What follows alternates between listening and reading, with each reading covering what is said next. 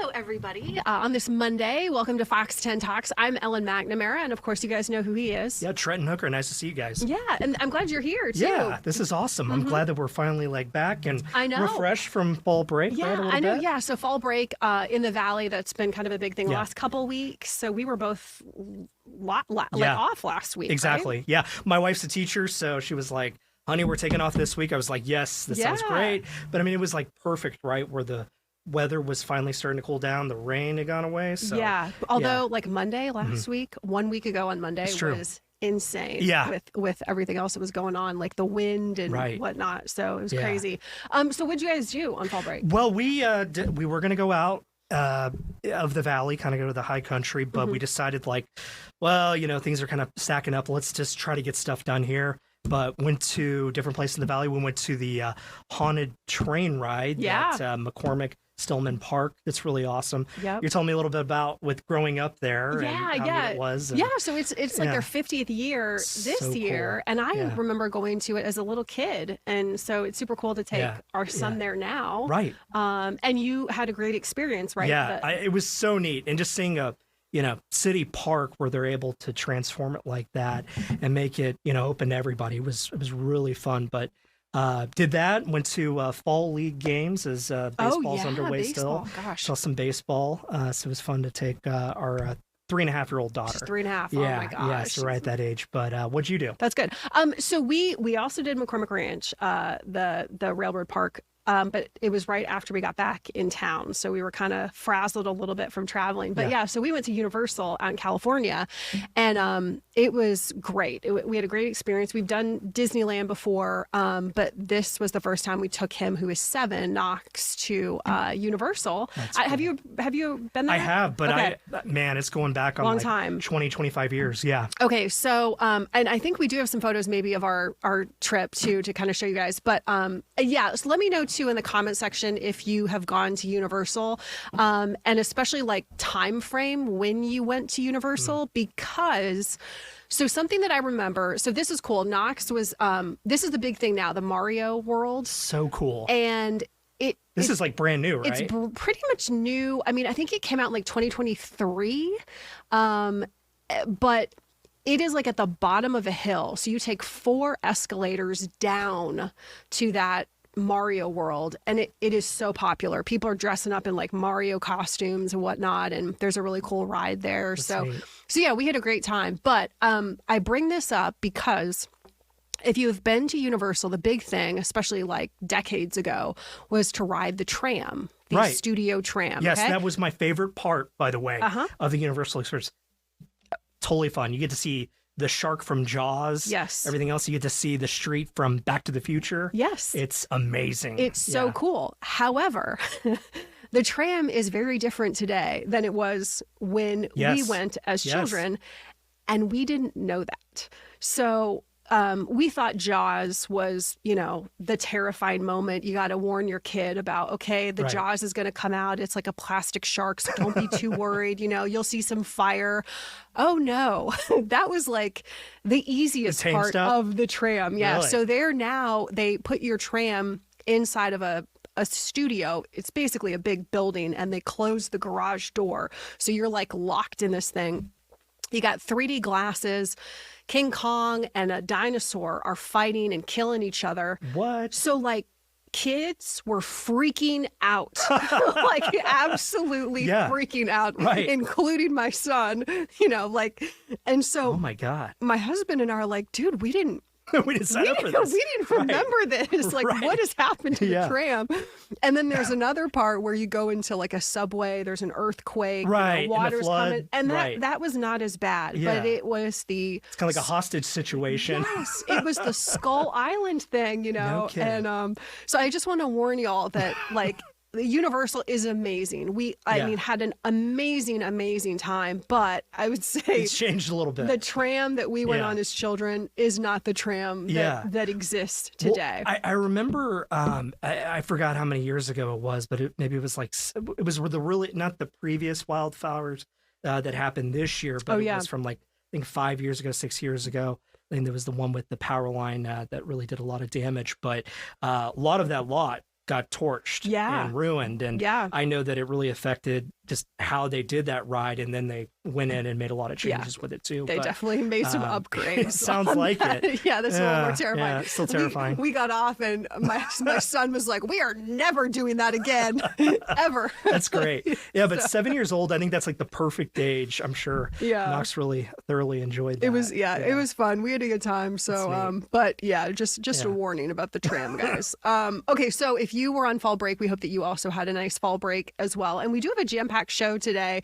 Really interesting show too, because a lot of people are still talking about the Louvre heist. I think we all woke up and we're like, what? Right. How did this happen? Broad daylight? How did that happen? And they took all those jewels. So we're going to talk with Tim Carpenter in just a moment about that. And then we're also going to have our own Justin Lum. He's also going to be here too, talking about an investigation that he's been working on for a very long time. Were you involved in that too? A little with bit. The investigation? We had covered it, I think, previously, just some of the allegations made against this tribal chairman. Okay. But Justin and also our executive producer, George Obie, really dug in, and man, they have one of the victims of that going on the record. Speaking about it, so pretty incredible. Yeah. So we'll talk to Justin in our second block. So we want to talk though about this crazy jewelry heist that happened, and at the Louvre Museum in Paris, still closed right now, as police are trying to figure out what on earth happened. And Tim Carpenter is going to be joining us. Actually, he's here right now, right? Hey, Tim. Can you hear us okay? Yeah, I got you good. Excellent. Tim. Thanks for having me on. Yeah, of course. Just like all of us, when you woke up seeing those headlines, were you a little, struck by what happened, or was this kind of expected in your line of work? Well, look, guys, I'd love to tell you that after 20 years of working art crime investigations, I was completely unfazed. That's not true, right? I mean, like everybody, of course, I was a bit shocked. I can't say super surprised. We've seen an uptick in this type of crime just in recent months and in the last couple of years, particularly across Europe. So I can't say it was super surprising, but it's hard to process, right, that it's the Louvre. Mm-hmm. And for folks who don't know who you are, just give us your background real quick. Yeah, so I was the former head of the FBI's art crime team program. So I started on that team as an investigator for a number of years, and then was fortunate enough to promote and take over that program. So I ran that out of our headquarters in DC for about 6 years. I'm retired from the FBI now, so now I run a company called Argus Cultural Property Consultants, and we offer kind of the same kind of work that we did for the FBI, only now we're doing it in the private sector, where we continue to try to offer our experience and expertise to the museum world, private collectors, others that are involved in the cultural heritage space. So that's what we're doing now. I think ready to retire from government life, but not ready to put our toys away, as they say. Yeah. Tim, can I ask you real quick, how'd you get into this? Have you always had a love and appreciation of art, or was it just a need that the federal government had for that expertise? Well, a great question, and one that, as you might imagine, I get quite a bit. So yeah, as a young guy coming up through school, I was training to be an artist, and I had my sights set on going and getting an art degree, and trying to struggle to be an artist. Probably a good thing that I didn't do that. But a little thing called Desert Storm happened, and I instead enlisted in the military, and my life took a bit of a different path. And but years later, after being a police officer, did the military time, was a police officer for a while, and then was fortunate enough to be picked up by the FBI. And even though that was on the heels of 9/11, and so of course at that time everything in the FBI was counterterrorism, but I still had this passion for art, and I think like most folks at the time, I didn't even really fully realize the FBI investigated art crime cases, and so was in the right place at the right time, learned that they worked those cases, and as you can imagine, immediately threw my hand up. And maybe it was a little bit of a bull in the china shop, kind of forced my way to the front of the line and said, I'm going to take all of those cases, which they were happy enough to indulge me, and the rest was history, as they say. Wow.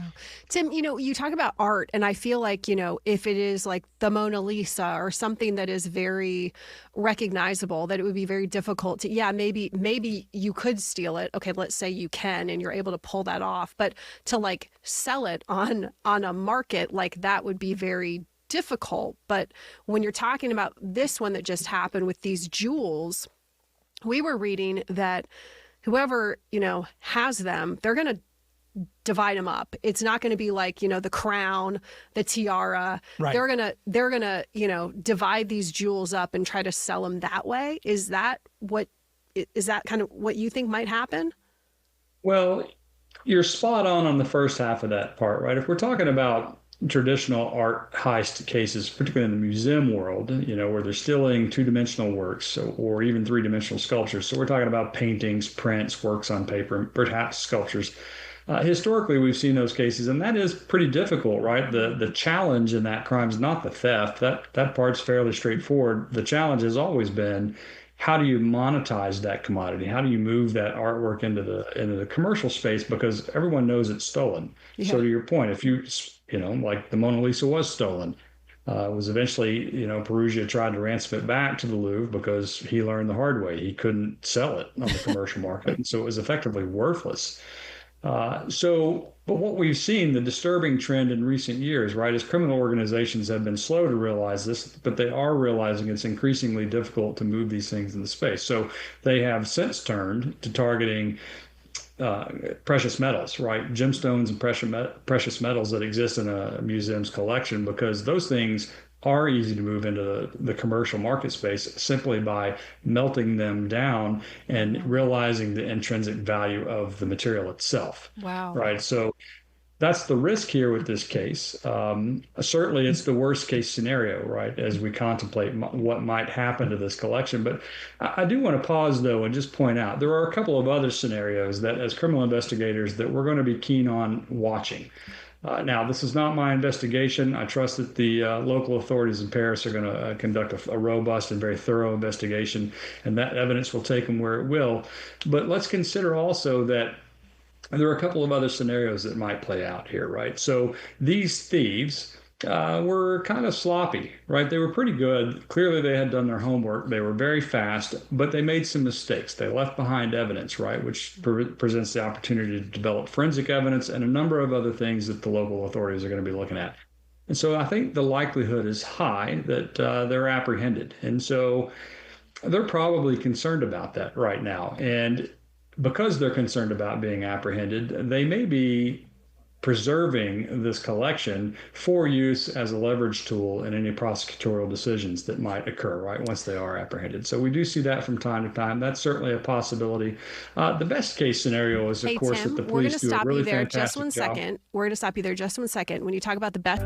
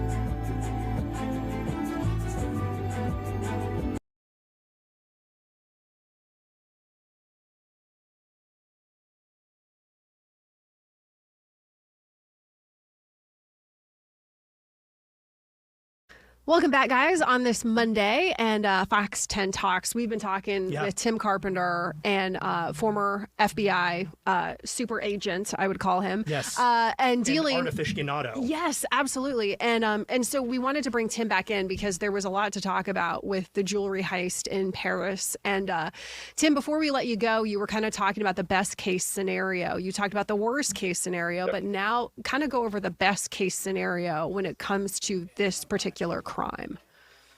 Yeah, so the best case scenario here is, right, the local police do a very effective investigation, which I think I have all optimism that they're going to do that. And so that they move quickly, they're able to identify these perpetrators and successfully recover this collection intact. That's the best case scenario.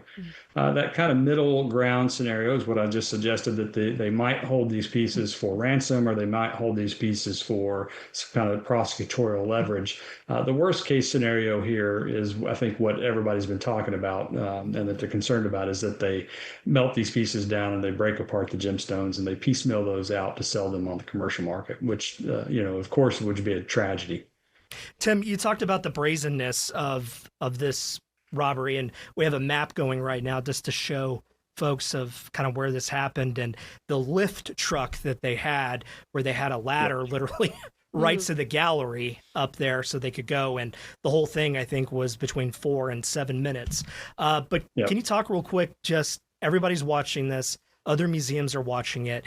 Do you think there's going to be any improvement for kind of these unconventional scenarios where literally they can come cutting through the door any place, broad daylight, any time to make this happen? Yeah, it's a great question. And for sure, I think every museum in the world is looking at the situation, and they're going to be doing some reflecting, right? They're going to look at their own security posture and ask the right questions, and hopefully bring in, some outside objectives, right? To look at, what they're doing with their programs. But I think it's important. Let me be clear, right? There's some sense that a museum is impenetrable. Right. I've heard a lot about these comments since this heist have occurred. What did the Louvre do wrong? And, was this a massive security failure? And I would just say that if I were to give you $1 billion in cash and I would charge you with the task of protecting and safeguarding that money, I think we would get quite a bit of, some disparate ideas on how to do that. But most of those ideas would involve placing it in a vault, surrounding it with a concertina wire, heavily armed guards, lots of sensors and barriers and all of these things. We're going to make it very difficult for you to get to that $1 billion in cash. But if I change that scenario and say, okay, I'm going to give you this $1 billion of cash, but you have to put it into a building where your sole mission is to be immediately accessible to the public and inviting and open. Now, how do you protect it? That changes that scenario quite drastically, right? And I think that's the reality of what museums do. They're charged with protecting billions of dollars of cultural heritage collections, but they have to do so in a manner that's open and inviting to their guests and to, so that they don't disrupt the visitor experience. And so every museum is vulnerable to targeted criminal activity, right? It just takes dedicated thieves that do their homework, which clearly is what happened here at the Louvre. Yeah, it was like Ocean's 11. Right. Yeah, it literally was. That's kind of the way it seemed to me. But no doubt, Tim, I think you're probably going to be busy, as you said. I'm sure a lot of people are going to be reaching out to you. And that's the thing. With a museum, you want it to be open. You want it to be accessible. That's the point of a museum. But you also don't want, gems and art to be stolen either. Right. So hopefully they'll figure this out quickly. Yeah, for sure. Yeah. Well, there are some valuable lessons to be learned here, and I'm sure that we'll all take a good look at that. Excellent. Well, thanks, Tim. Appreciate you taking some time for us today. Yeah. Sure. Thanks for having me on. All right. Okay. Wow. Well, let's go to our own investigator. I know. Thank you, Tim. Great job. Guys. Can you solve the jewelry heist for us? Would you be able to do that? Probably not. I'll leave it to... Give him a month. I think we can get it done. Good to see you guys. Yeah. I call this like my Investigates press junket where, where it's the night that we air one of our reports, and I'll be on AZAM and Fox 10 Talks, and so done the morning and afternoon with you guys to talk about this. So just kind of give us, we talked a little bit about the background, the investigation. Talk just kind of about what is this investigation? Why is it so important for our viewers at home? I think it's really important to the White Mountain Apache tribal members. My phone has been blowing up over the weekend since we've been promoting this investigation regarding the chairman, Casey Velasquez. You see on your screen, he's an elected leader. Essentially, it's like the president of the tribal government. And now we have this woman coming forward on camera. Her name is Wendy Ruiz. She's the director of HR for the tribe and worked directly with the chairman. And she filed a sexual assault and harassment complaint against the chairman. And she's coming forward to speak her truth as this investigation is ongoing. We reported this back in July.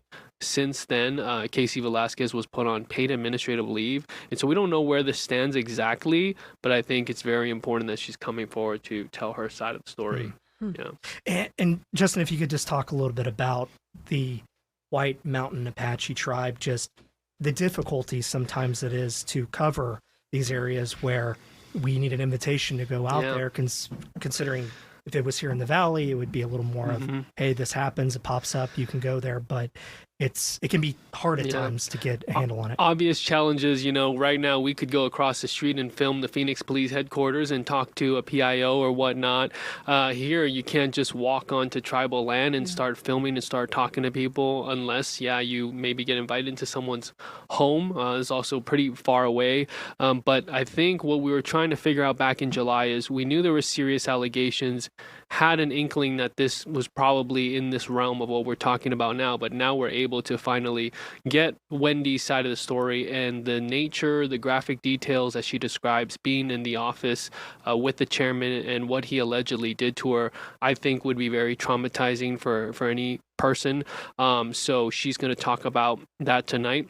Physical and sexual in nature, as she describes the red flags leading up to this alleged incident between her and the chairman, who has not responded to our comments, our request for comment directly, but his attorney did release a statement in light of tonight's report. So we'll have that, and we'll have the extended interview with Wendy, so people can hear more context and more of the conversation we had, which was a little more than 20 minutes when we spoke.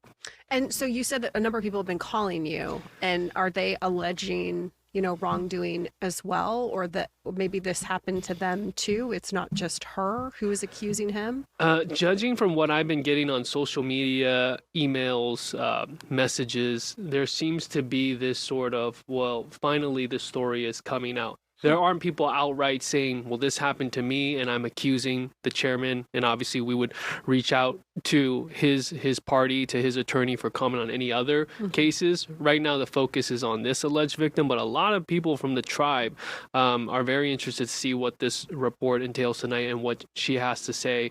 We have inquired, he was a former tribal officer from what I understand. We've inquired for his records and personnel files from the past because we have heard things that we have to verify and we have to comb through. But I think a lot of people, at least on WMAT, on that tribal reservation, they're very interested to see what she has to say. And then we're going to keep looking into it and of course, update the public on what comes of this investigation. It's hard to get, as you know, a lot of detail from the Bureau of Indian Affairs and the FBI to even confirm such a matter. Well, that's what I was going to ask you too, with a normal investigation that you would have where there is a paper trail, there are records that are accessible that you can request through a FOIA.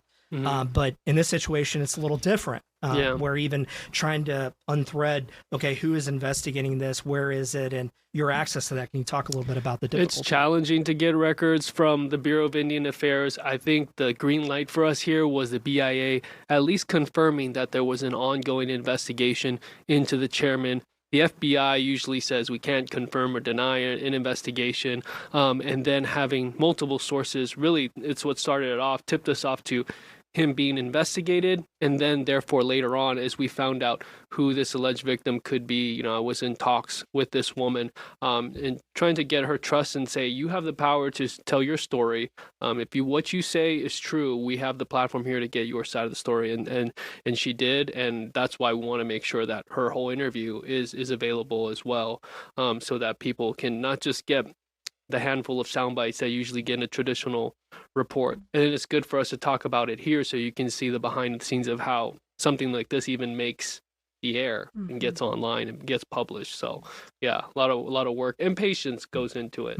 Yeah, as you guys know. I know you don't want to give away everything because we obviously want people to see your report tonight at 9 o'clock. Is that right? Yeah, 9 o'clock, or most likely the 9:30 segment. Yeah. Okay. And what is she ultimately hoping will happen? And I know, if this allegedly did happen to her, that you want, I'm assuming, accountability and whatnot. But what do you think ultimately she would like to see happen? From what I understand, Wendy Ruiz hopes that this investigation works out in her favor and that there are actual charges. And that's the challenge here is, were there any witnesses outside of this? From what I understand, they were in one office, his office. They worked directly with each other.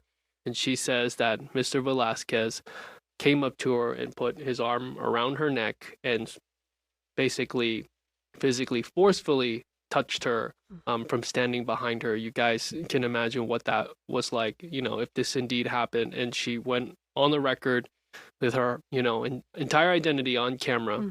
As you guys have been in this business a long time, sometimes it's just getting someone on the record anonymously. She fully, put her name out there. And so very, very disturbing allegations, to say the least. Has anybody else in the tribal council or leadership commented on this? Has it been brought up at any of their meetings? Also been another challenge, trying to get any fellow council member to speak up on the record, whether it's a statement or an interview. But what they did do was fully support putting him on paid administrative leave. And according to Velasquez's attorney, they say that was his idea, to take himself out of the limelight or spotlight, and volunteered, as they say, to be put on paid administrative leave. And the council went and passed that pretty quickly following this investigation. So when he'll be taken off that leave, not sure. When this investigation will be complete, we'll continue to reach out to parties involved and see when this is wrapped up. Excellent. Yeah. Legally, can she also file like a civil lawsuit potentially, or is that not even a possibility? That's a great question, because this is sovereign land. She told me that you need certain attorneys that could practice law and do something like that, file a civil complaint. So let's say if she wanted any of these attorneys that we've had on our show, it's not that easy. Yeah. And so getting someone to be able to practice on tribal reservation land and do something like this, she needs someone to really buy in and basically be on that eligible list. And so that's been an issue. So really, at the end of the day, she's saying, I want my story out there no matter what. I can imagine with those small communities too, of like, it's probably only one or two lawyers in town who take that up. And, it's an interesting system how it works. Yeah. Great. Well, 9:30, we should be seeing that. So really looking forward to it tonight. Yeah. Appreciate you guys having me on. Yeah. Justin, thank you so much. And of course, again, you'll see it at 9.